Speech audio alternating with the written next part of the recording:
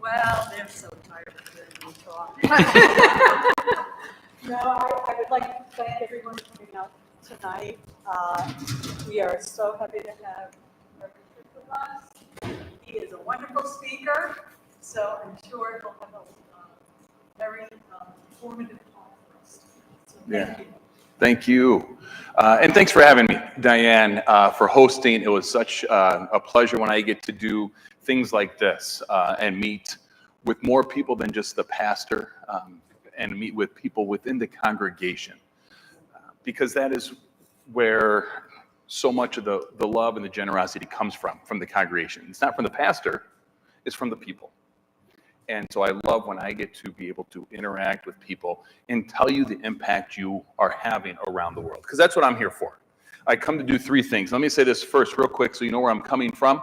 As Diane said, my name is Tim Krick. I am an ordained pastor within the ELCA. My family and I currently live in Dover, New Hampshire. But I'm born and raised Chicago suburbs. And my first call was out in Appleton, Wisconsin for about 10 years before moving to New Hampshire for a call. And I left that call about three and a half years ago to do this with Lutheran World Relief. And what this is, what I was starting to say, is first and foremost, I come to say thank you. Thank you for giving. Thank you for sharing your love, for sharing your generosity. You have a lot of options on what you could be doing. You have other organizations that you could choose to partner with to serve our global neighbor. And you might do that with some other ones, and that's great. But thank you for continually choosing to partner with Lutheran World Relief to make a difference in the world, right? So not only do I want to say thank you, though, I want to tell you the impact you're having, because how many people like to give to a black hole? We don't, right? We see the pain that is going on in the world. We see the heartache. We see the suffering. We want to do something about it, and so we're motivated to give. And when we give, what do we want to know? The difference it's having. We want to know that when we choose to share our love, to choose to share our time, our faith, our money, that it has an impact. Because if we know it has an impact, what are we more likely to do? To give again, right? Exactly. And if we really believe in the impact, we're going to give more. Because we see the difference it has, and we want to keep doing it. So that's the third thing I come to do. I come to thank, I come to tell, and I come to ask. Please keep giving. How many people like to turn on the news right now? And I'm not talking about the political divisiveness that's going on. I'm just talking about the heartache that we feel. Right? We hear another war. It seems like there's more poverty. There's something else. But you are choosing to allow your hearts to be broken, to not be ignorant. We all know the phrase ignorance is, it is, isn't it? I had said that to somebody once, and they said, you're right, Tim, ignorance is blessed, but remember this, it is not good. Because ignorance comes at a cost. And it's not a cost that I pay. My ignorance is paid by those who are already suffering. When I choose not to know or not to do, other people's suffering continues. And as followers of Christ, we are not called to be ignorant people, are we? We are called to live with our eyes wide open, to allow our hearts to be broken, and then actually to dare to believe that we might do something about that pain and suffering that's going on. So thank you for doing something about what's happening in the world and choosing to do it with Lutheran World Relief. Diane, I forgot to ask this beforehand. Time-wise, what time do people... I know that's not true. What were people thinking? We're walking out at 8? Oh. Okay. There's other people like a while. 8 o'clock is fine, Tim. We'll shoot for that, right? We will be walking out those doors at 8, and then you could choose, if not before, and then you could choose what you do from there. So you got to get cookies on your way out. That sound good? All right, perfect. So we're going to talk about what Lutheran World Relief does. How many people, do we have any quilters here? Let me ask that. Once upon a time, you had some quilters at Our Savior. Did you guys ever quilt here before, Diane, or no? Kit makers. I know that actually Vacation Bible School between 6th and 7th grade was the first time I ever went. Wow. Excellent. That's fantastic. Okay. So we're going to talk about all of that stuff. So here you go. Lutheran World Relief has been around 80 years. We are actually celebrating our 80th anniversary. And I'll move over here because I'm probably blocking the view. I just got to make my way over to computer. I left my clicker at Amazing Grace in Florham Park on Sunday. So I don't have my clicker to stand here and move through things. 80 years. We've been around 1945. Started in the aftermath of World War II to help our brothers and sisters in Europe rebuild. What you see here is one of the early photographs of material resources, quilts, other clothing drives that occurred being loaded onto a cargo ship to be taken overseas.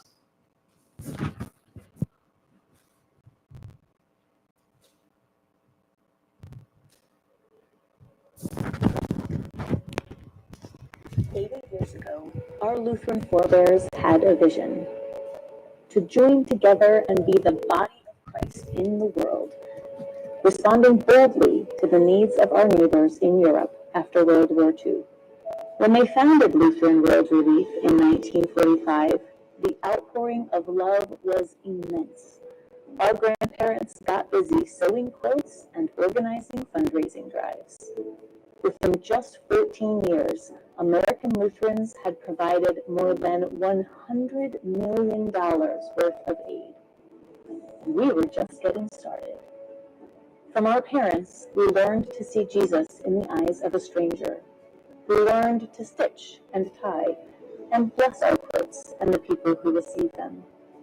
We learned to heed the voice that calls us to love our neighbors as ourselves.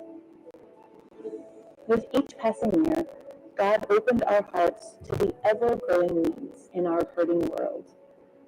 And so, over these 80 years of faithful service, our ministry together has grown. Today, together, we go where no one else goes, to the front lines of war and to places even cars can't reach. And we stay as long as we're needed to help families recover and rebuild. We can't predict where or when the next urgent need may arise, around the world or even in our own backyard. But we know we can always count on you to respond in love and create a brighter future for the next generation, nourishing the hungry, breaking the cycle of poverty, walking alongside families and communities so that everyone has a chance to thrive. Thank you for going farther, staying longer, and continuing the legacy of love that began 80 years ago until your love reaches every neighbor.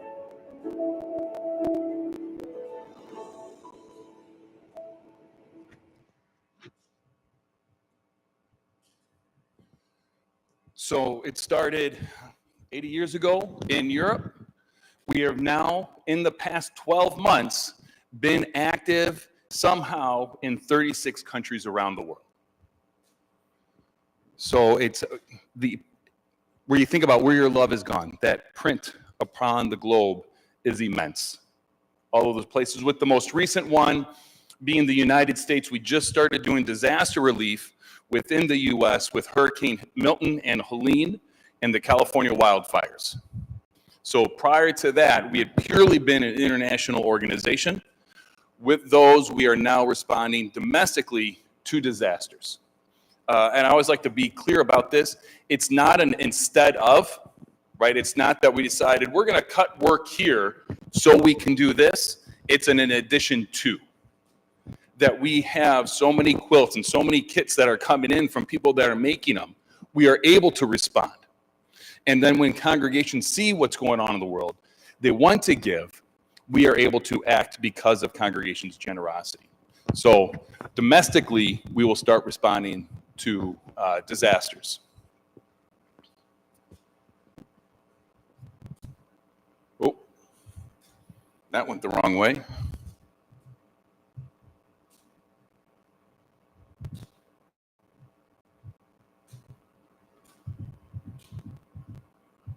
There we go. So there are three ways in which we work in the world. We all know the old adage, right? If you give someone a fish, you feed them for a, right? And if you teach them to fish, you feed them for a. Oftentimes we think it is an either or. And in reality, it's a both and. It does not matter if you live next to the best, most beautiful school in the world if you do not know where your next meal is coming from. If you do not have a safe place to sleep at night. If your body is riddled with disease and you don't have health care, right? Those other resources to help lift people out of poverty do not matter. So our work really encompasses both. Sometimes you just need to give someone a fish. You just have to do it. And we want to look long term. We would like to live in a world in which Lutheran World Relief does not need to exist. Wouldn't that be nice? So how do we do our work with that in mind? So the teaching someone to fish, or the give someone a fish, that's the emergency humanitarian response. That oftentimes is what people think about us. War in Ukraine happens, earthquakes in Turkey happens, you see the disaster come on the news, and you want to do something about it, so churches raise money and they give it to us to do work because of a disaster, tragedy that has struck, like a one-time thing, correct? The other way people often think about us is through quilts and kits. Right, we've had some quilters, we had the care kits, and if you're not sure what kits are, it is a tangible way in which congregations can be active and do something. Personal care kits are collected and put together and shipped around the world. It's a towel with then nail clippers, comb, soap, and toothbrush all bundled up. School kits, notebooks, crayons, pens, pencils, scissors, ruler, you know, the stuff we get to go to Target for, right? Or before, the stuff you get to go to CVS for. Baby care kits, cloth diapers, safety pins, sweatshirt, hat, t-shirts, all wrapped up in a baby blanket, or fabric kits. So they can make what is needed. So you have material, you have thread, you have those kind of supplies. Those are the care kits when I refer to quilts and kits. Then that third way is long-term sustainable development.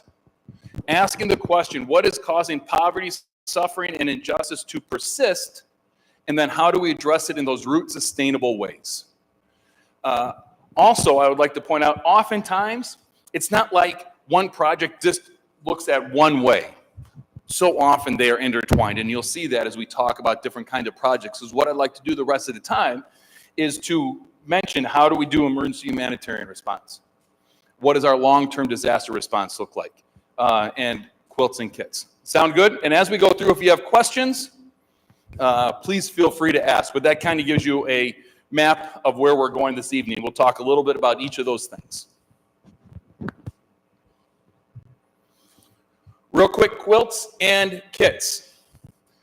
We only have data that they've been able to compile accurately for the last 25 years. But as we talked about earlier, how many years has Lutheran World Relief been in existence? 80 years. And you saw early on, right, in the first 14, 15 years, they collected over $100 million worth of material resources. In the last 25 years, though, over 9 million quilts have been shipped. Almost 9.5 of those care kits.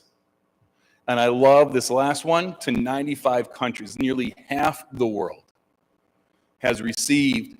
Yes, it is something tangible, something you can touch. But I think more importantly, what it is, it's a tangible sign of love. It's a tangible sign of hope. If you talk to the people, or if you made them yourself, right? You're pouring your love into it. You think and you pray about the person who's going to be receiving it, and you want them to receive hope along with a towel, along with a quilt. You want them to know they are not forgotten. And you will hear people say those things as we go through. This is just what we've done in Hurricane Helene and Milton so far. 7 states, 60,000 quilts, 70,000 kits, 500,000 in cash grants have gone out. And so what that looks like also, bottled water, food, household items, building supplies, and then direct cash assistance for families as well as they worked to rebuild their lives from the devastating floods. And I love this, so I'm going to stand up here just for a minute so I don't have to go back and forth. Is that okay? Oh, what did I do? There it is. He knows what's going on. I'm glad somebody does. One of the places when we worked in Asheville was to house or help to rehouse homeless veterans who had their transitional housing destroyed in the floods, in the hurricanes.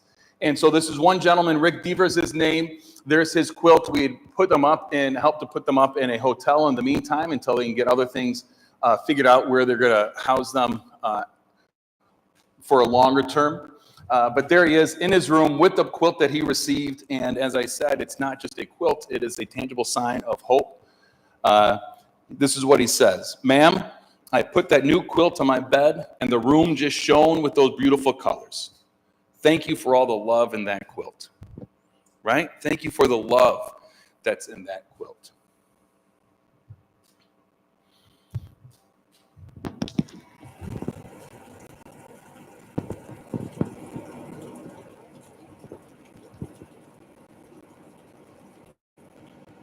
So the rivers had risen, the ground is saturated, and Veterans Restoration Quarters is right upon the Swananoa River.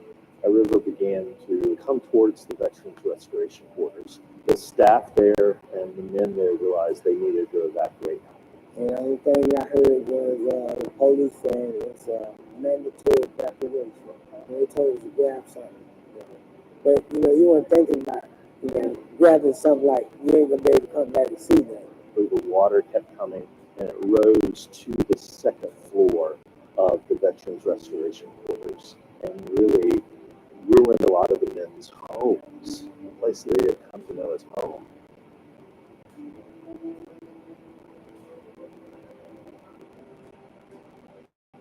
Right now they got rooms that they're in and a place that they can take a deep breath and call home for a little while. We're really glad to have that.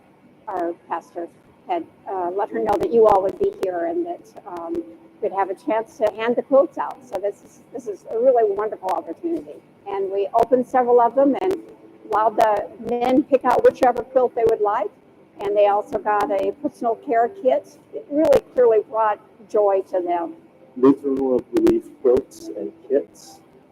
Being here in the area of Western North Carolina was a godsend because one thing that we knew is that we needed to provide these guys a sense of hope. It was just really heartwarming and fulfilling to see the the work of the hands of so many women and people across the country being used right here locally in North Carolina, where we've had such a devastating storm. We are grateful to partner with Lutheran World Relief to help keep this a healthy and safe place for these guys as we rebuild. Also, it's going to remind me of where I've been in one day. I could say, well, I got this when I lost everything, and this is one of the first nicest things I got. And it gave me something to hold on to in the midst of a crisis. God still blessed me, so, my thing is I just try to share it with everybody.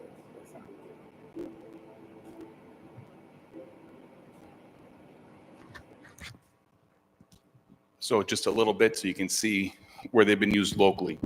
But as I said, that's just very recent. Everything else really up until this fall has been globally. And so I have a short video. All videos are about 2.5 minutes, nothing longer than that. So just so you're aware, when they go on, that's what it's going to be. And I hope, can people hear them well enough? They are closed caption up there too. There will be a couple in which people are speaking in their native language. And so we'll have to read along, you'll have to read along with it. But not only are they going locally, but most of them have gone out globally. It'll come back again, right? Oh, is that what happens? Oh, when I bump it, it does look like it, the patterns. But here's where quilts have been used in Tanzania to help prevent stunting in babies. Stunting being, right, they're not able to grow because of the conditions that they are in. they're not growing physically, emotionally, or mentally, and how quilts are being used to help prevent stunting in babies in Tanzania.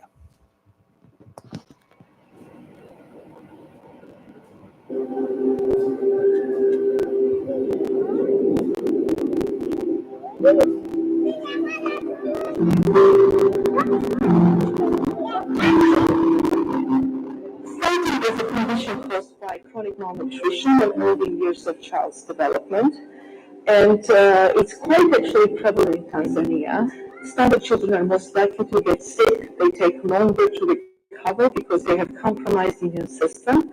They have developmental delays, and they have difficulty learning. When I hear that such a big number of children are stunted, understanding the effects of the long-term effects of stunting, it's really painful because it is also related to inability of children to develop to their potential mentally. One important study was done by Ifakara Health Institute in 2020, and they looked into drivers of stunting in Jombe region beyond nutritional intake. Jombe is one of the coldest areas in Tanzania. It's mountainous region, and during the home visits, they observed that children often sit on the cold floor and with very little or no clothes on, and concluded that children, instead of using the food intake energy to grow, they're using that energy to keep their body warm. So that was contributing to stunting. When we heard about this study, we immediately thought about Lutheran World Release Growth Program. And we thought how this could help us keep those kids warm in Jombe. The things came to the very appropriate time because it's a cold condition. They have really touched the life at in the very appropriate time.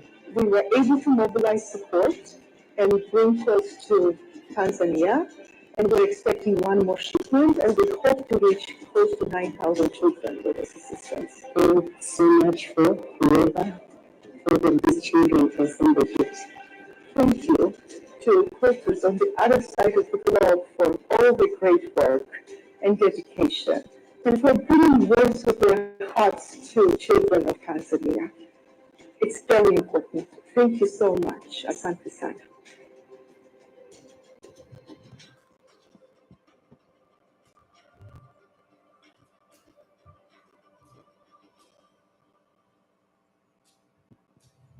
So just another example of how quilts and kits are being used all around the world. So much more than just a blanket at night, right? But again, think about the long-term effects. If kids are able to grow when they're little, developmentally, emotionally, physically, what difference will that make? If they're stunted, what impact does that can have when they're able to go to school, if they're going to school? Are they going to go to school? All those kind of questions. So how do we meet an immediate need now, that emergency humanitarian response, and impact something in the years to come?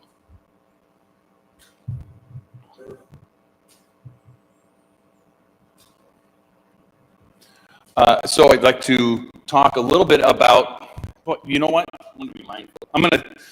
You're going to have an opportunity. I'm going to share more videos with you. We're going to go ahead and skip this one in Turkey, and I can get it to you ahead of time or later on, but I just want to be mindful of time.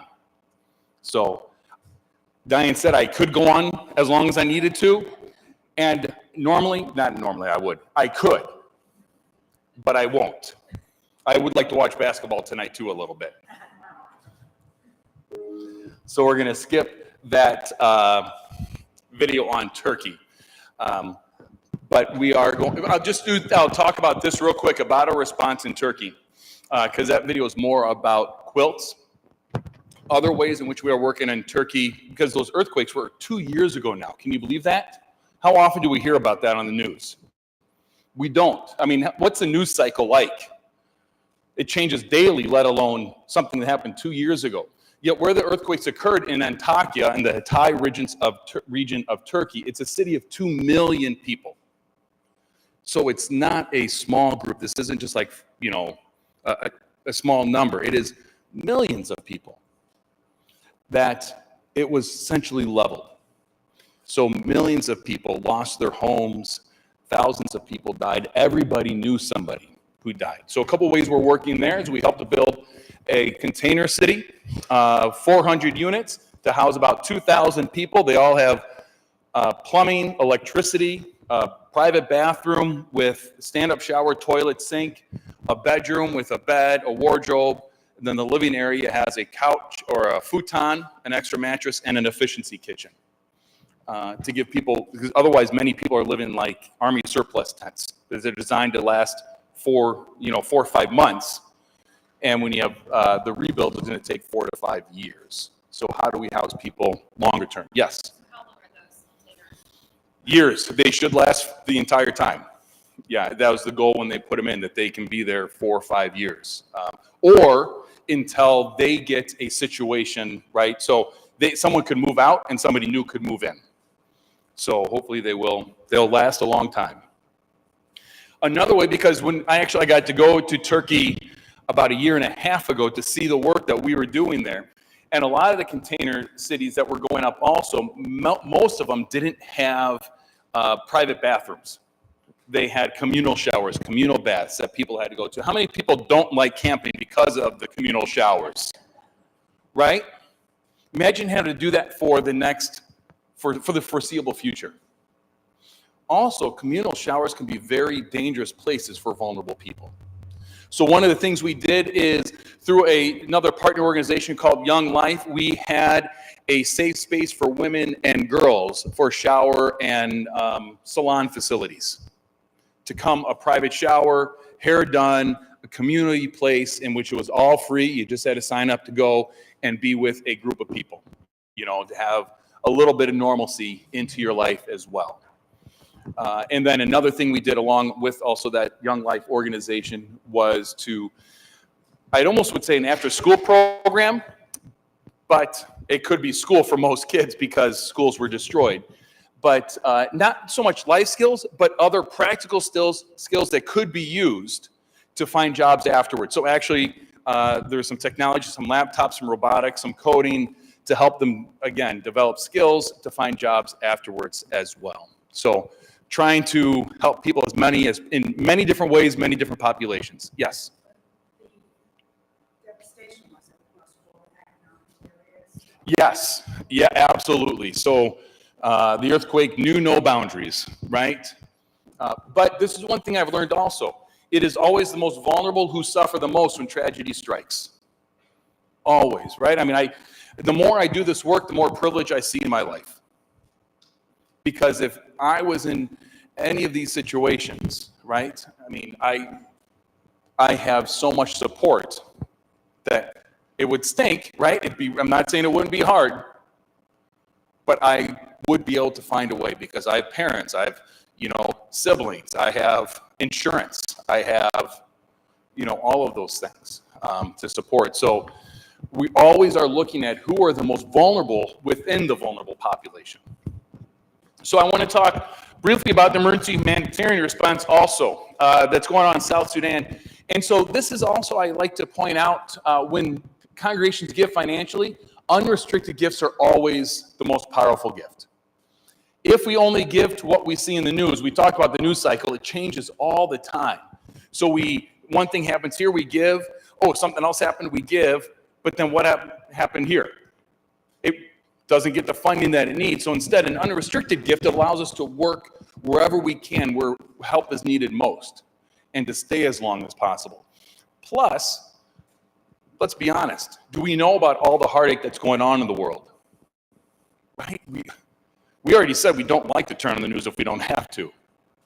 Hence, even if we do watch the news, we're not going to hear about everything going on. How often is South Sudan mentioned? Not too often. Democratic Republic of Congo, right? One of the worst humanitarian crises is going on in South Sudan because of a civil war that's happening. So you're about to hear the story of Nialet Shual.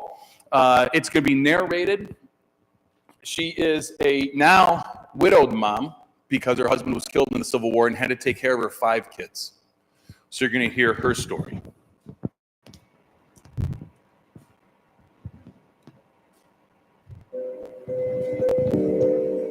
Nicolette Scholl has been running for her life ever since she can remember. But last year, her husband was killed in South Sudan's ongoing civil war. She wasn't sure how she could go on with all the challenges mounting against her. For 4 years in a row, the rainy season had brought massive floods that never subsided. 2/3 of the country was covered by water. There was nowhere left for cattle to graze, nowhere for families to plant gardens. Nicolette's village ran out of food. The young widow had no choice but to pack up her 5 children and search for a new place to live. For 6 days the family walked, being chased by violent tribes and carrying nothing but each other.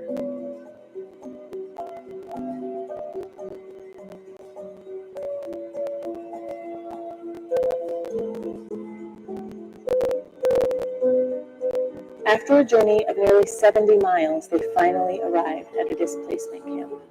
Here, they found food, shelter, and refuge, but Nicolette's challenges weren't over. 2 of her babies, 4-year-old Nayen and 2-year-old Mar, became gravely ill with measles. Fortunately, thanks to your compassion, Lutheran World Relief runs a medical clinic at the camp. Health workers stabilized the children, but they were severely malnourished and needed advanced treatment. The problem? The hospital is only accessible by boat. Nicolette's heart sank. She'd walked this far to save her children. Would they die because she didn't have a canoe? Then she learned the camp had a motorboat, purchased by caring congregations like yours. The boat carries medical supplies between camps and serves as an ambulance in emergencies, cutting the 5-hour canoe trip down to 1 hour. Thanks to your generosity, Nayen and Mar arrived at the hospital just in time. Their journey is far from over, but today they are healthy and strong. Thank you for helping families like Nicolette's find hope and a chance to thrive. Who will your love reach next?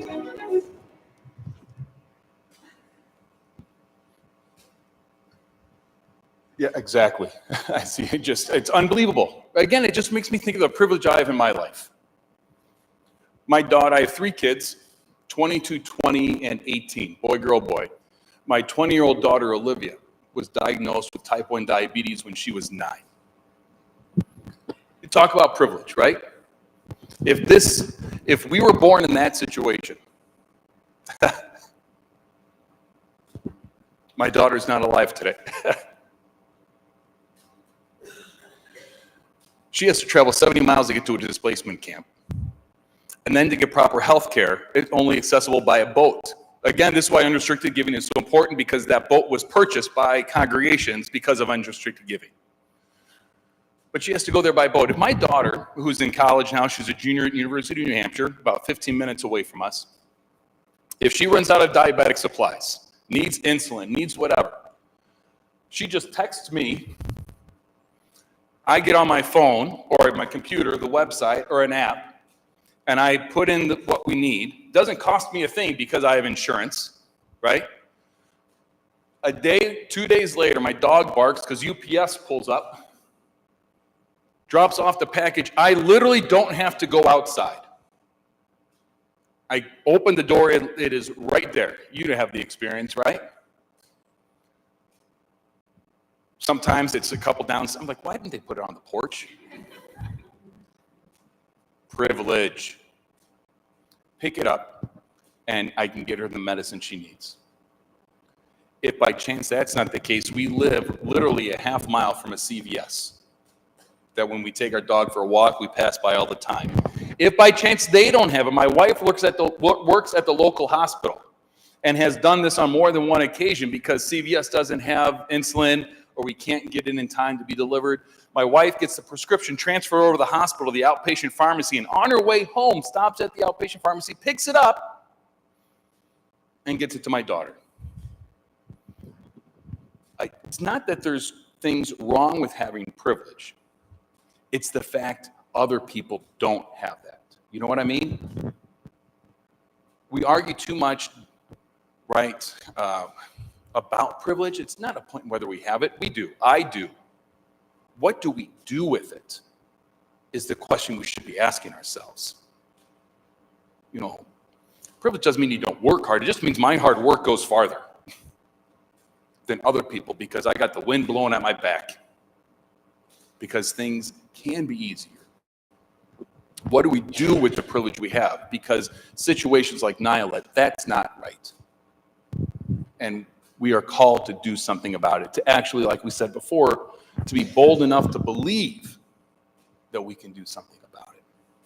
So that is an example of an emergency humanitarian response, along with you heard about what we talked briefly about Turkey. I like to go and move to long-term sustainable development. Again, how many people think, where needs help is Nepal? Anybody think that? We don't. I don't think that's the first thing. Yet there is abject poverty in Nepal. A lot of people have left. A lot of husbands or men have left and trying to find work other places and send money home if they're able to find work. So this is a story about a women's cooperative going on in Nepal. This is Pavanati is her name, and she's part of a women's group that makes mats. Potter mats is what they're called, but you'll see they're woven mats out of reeds or straw that are dyed to be used. But as opposed to me tell her story, we'll let her tell it. She does speak in her own language, and it is subtitled, so hopefully you'll be able to see it clearly up there to hear what's going on. And let me say this too. As you watch, think about all the different ways life will be improved for generations to come through this project.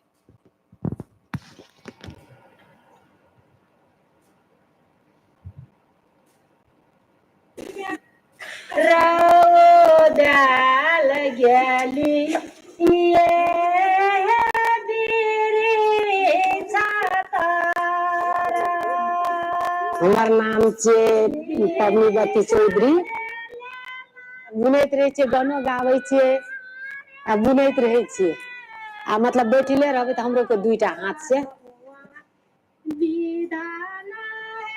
पहले हम लोग के बेरोजगार रहिए त सागुनो लगाइले नहीं भेटै छले पैसा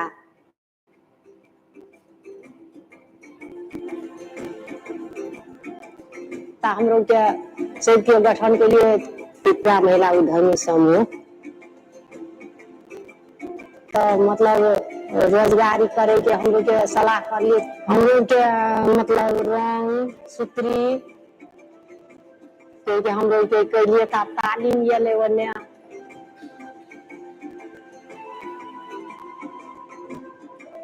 सब को करे छे कोई बैठल नहीं रही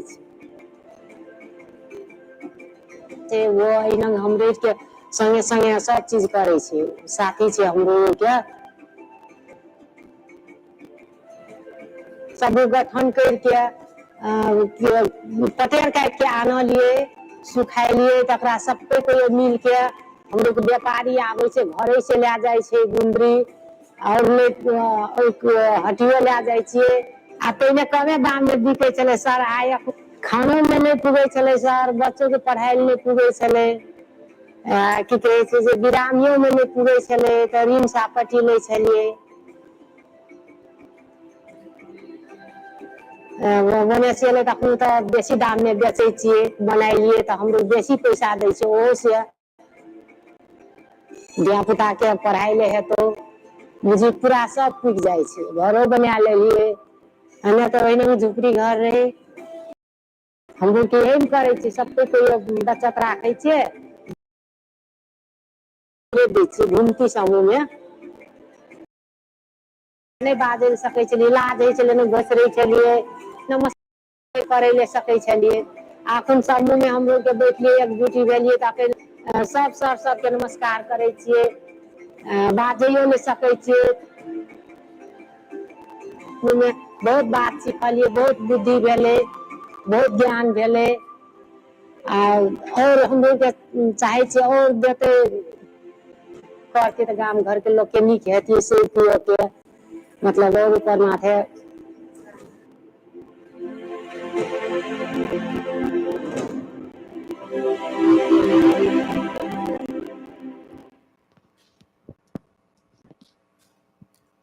That is one of my favorite videos, one of my favorite projects, because I think all the different layers that it works, right? Not only is it, more money, but what that then enables them to do, right? The training, the skills that they gain, because they're able to make a higher quality product, sell it for a higher price. People even come to them to buy directly from them, along with going to the market, so it's in demand. A better house, right? A home, not a hut anymore. Educate their daughter or their kids. If someone is sick, they're not begging others, but they have a savings and loan and can help each other out. And then I love this last one, the self-confidence that she talks about. Before being ashamed, but now able to make her point, comfortably greet others. What kind of difference is this going to have, not just in her life, in her child's life, in the community's life? Long-term sustainable development. How do we work ourselves out of a job? And so that's just one of my favorite aspects to, I think, just shows really well what we are overall trying to do. And that's probably I need to find out for sure, because I want to say that's the biggest piece of the pie that we do, and I don't know. But out of those three, it is one that is the least well known of what we do. And yet I think it's the most important, because we don't just want to put a Band-Aid on things. We want to improve things for the long term. And I think, who doesn't want that, right? Who doesn't want that? So that's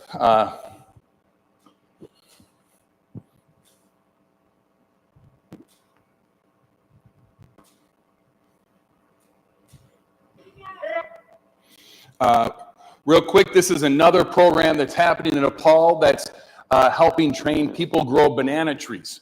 So the gentleman on the right, Javantri, he was part of he received, I think, his 9,000 banana sapling trees and been able to turn that into almost a commercial-sized banana tree farm. And then is doing other trainings for people in the community. The gentleman on the left is Ramatwar.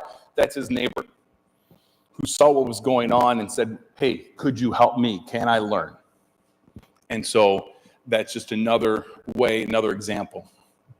Another project we have going on is long-term sustainable development is in Sierra Leone, working to keep girls in school. The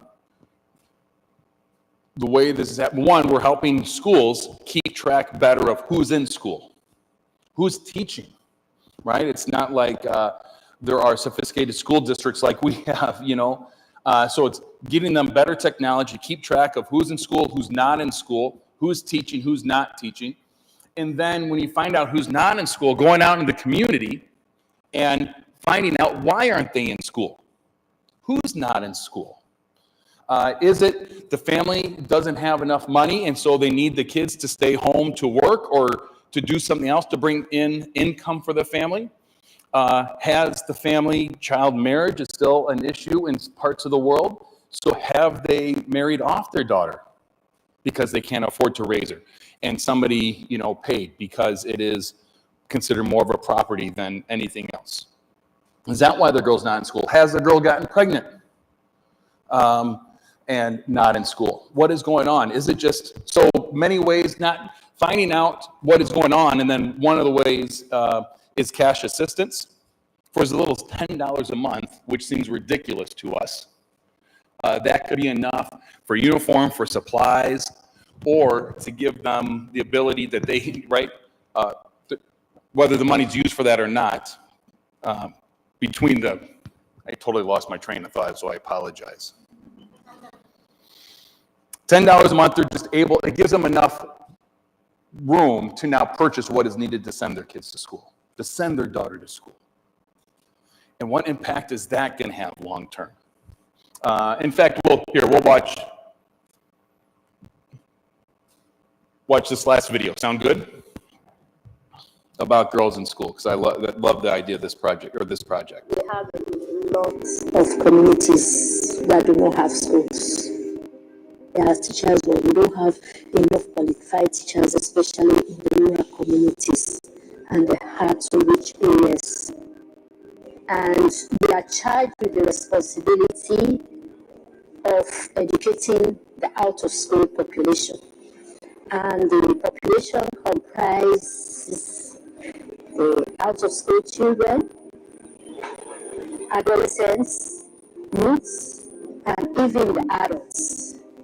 And they also work with the communities, the rural communities, because that is where we have the out-of-school population on the increase. I would say poverty is key in Sierra Leone because poverty can lead into so many other things. We have parents that will send their children so that they can go and have some monies, from people, from older men, so that they can have something to live on. And when they are pregnant, they drop out of school. The family sometimes is embarrassed, pregnant. Sometimes they are thrown away from the homes. The parents will abandon them, and it becomes very difficult for the girls. And the mother is the first educator of the child. If she's well educated, she is going to also educate her own children, her own peers. But we have to rise up, or we have to kick against some of these practices. If there is educational programs, if there are sexual, reproductive health and life skills education programs, they are empowered. We have literacy organizers in all of our 16 districts. We have mainly two programs. The first one is on the out-of-school children, looking at the adolescent girls between the ages of 10 to 18. We'll start looking around to identify the girls who are not in school or who have dropped out of school, so that we can enroll them back to school. If they are absent for a number of days, the center coordinator always check to find out why that girl is not in school. So for the other programs, we have what we call the adult literacy. We are concentrating on the adults, young adults, as well as old adults. We provide basic education for them at the primary level. We try to integrate it with other basic entrepreneurial skills. If they are farmers, empower them to be better farmers. If they are business people, empower them to be better business people. Even if you are out of school, you can still play a role in the community. You can still come back to school and get more education. For some of us, we will now go back, we talk to our communities, we talk to people, they are bold enough, and when they see we are examples, people will say, oh yes, that woman is educated. Why can't you have educated people? You too have the chance of being educated. My passion is for the out of school, because I see that many of them would have been great people in the community or in this nation. If you have the passion, if you have the desire to come back, you have the interest, we want to encourage you. That's my passion. As long as somebody is willing, I think we should help that person to realize his or her potential.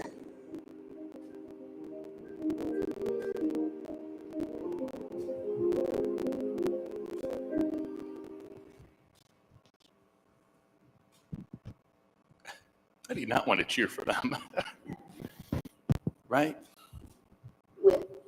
This is why I was asking for pens, Diane. There are so many stories I would love to be able to share with you. But I simply don't have enough time, because we are going to end at an appropriate time. If you'd like to learn more, I have a card you can fill out, and I will email you next week when I get home and I get time to go through all of these things. And so if you fill one out and leave it with me, we can, I'll get you more information about that. All right?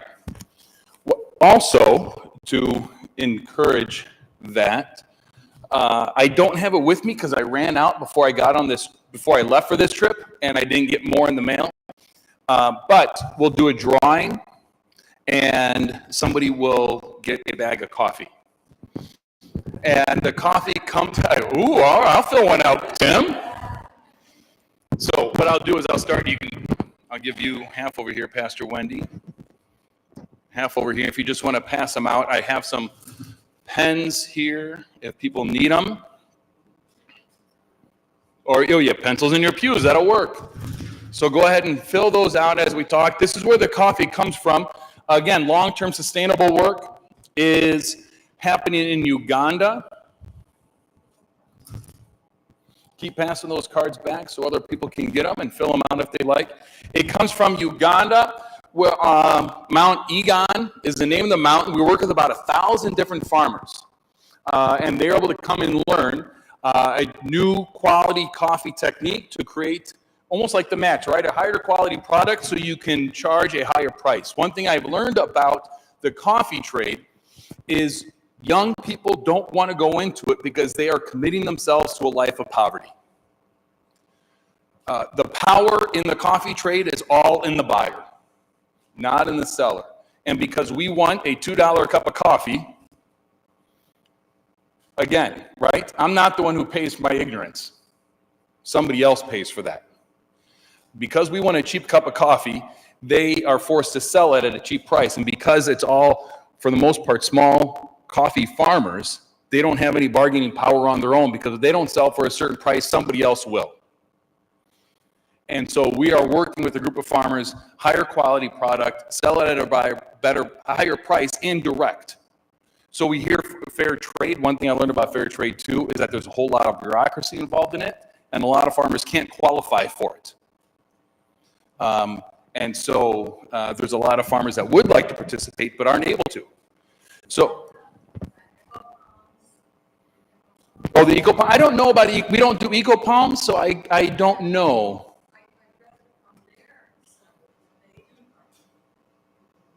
Lutheran World Leaf. All right, I'll have to learn more about it. Yeah, maybe it's a project we have going to help them, right, grow better, more sustainably, and with climate change, all those kind of factors that go into it. Yep. So we'll do a drawing, and then I'll find out what church you're at, and we'll either go to Pastor Wendy, or I'll send it to Diane. Pastor Kimberly, you don't have people here, right? Well, but maybe it'll come right to you. Yes, if you go on our website, you can buy this coffee. Absolutely. So go to lwr.org, and it's one of the drop-down menus at the top. And they have a couple different kinds you can get as well. I'll let them know. So when you go and drop off stuff, you can buy it right there. That's right. So that's to encourage you to do that. I will share this. Sometimes I have chocolate with me as well. This is another great program that I love that we had started. And I didn't know this, but that is a cacao pod right there, which is where we get the cocoa bean from. So this is a project that's happening in Peru, another women's cooperative, because in this area of Peru, it's called the Vrame region, a very remote, very hard to get to. It's where the Amazon and the Andes come together, and they grow two things there. Cacao, to get chocolate, and the coca plant. And the leaf of the coca plant is where we get, anyone know? Cocaine. You got it. So a lot of men have been killed or sacrificed in that cocaine trade. And so we have a women's cooperative that is teaching how to grow cacao, process it, and distribute it as well. And you can buy this on our website. It's called Quarry Warmy, which stands for Women of Gold, or Women Worth Gold is the name of that cooperative. So please look for that as well. Sometimes I have that with me. I had one bar earlier, and I think I gave that away at Amazing Grace on Sunday. But I really, this is our 80th anniversary. So please, as congregations, please consider giving an extra gift in honor of 80 years of LWR and the work that is being done. But I really just came to say thank you. Thank you for choosing continually to partner with LWR to make a difference. I hope you see that it matters. Yes, please. What made LWR decide to work in the United States? We had the capability of it, and donors wanted to see that happen as well. One of the ways in which we we choose where we work. I mean, there's a lot of different factors. One of it, is there a desire from the donors to do that? And a lot of quilters have that desire, and we have the capacity then. We have so many quilts and kits coming in, we have the capacity to do that. Any other thoughts or questions? Yeah.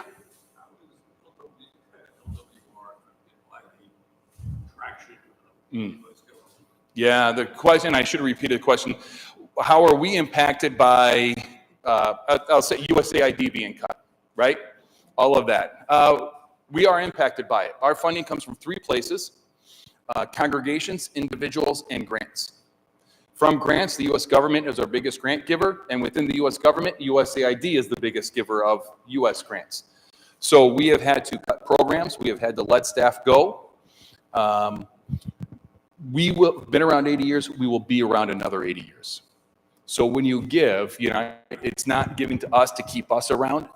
It's giving because the work is still there, if not greater, and the resources have never been less. Right? I mean, that's the biggest thing, is resources are less available today than they were 2 months ago. And so we're just asking congregations to help make up that difference. Not for us, for our neighbors around the world. Because that's why when I had that program, does anyone remember how many countries did I say we somehow been active in? 36. I used to be able to say we are currently active in 36 countries around the world. What I now have to say is, in the past 12 months, we have been active in 36 countries around the world because we have had to end programs. Any other thoughts, questions? 8:02. Did I do okay? Thank you. I'll take cards if you have them. Thank you. You got it. I'll take those and there. Thank you.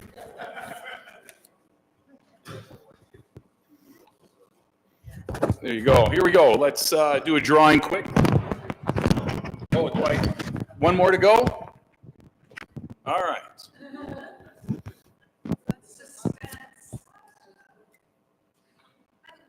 Yeah, please.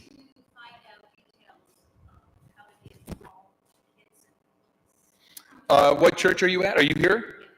I'm leaving a folder with Diane. Within that, is this yours, Pastor Wendy? I'm just going to show something from it. In that folder, there is this booklet, Quilt and Kit Ministry Guide. This has all the information you'll need on how to make what goes in them, how to put them together. Okay? So you'll have that, you'll have that, Diane.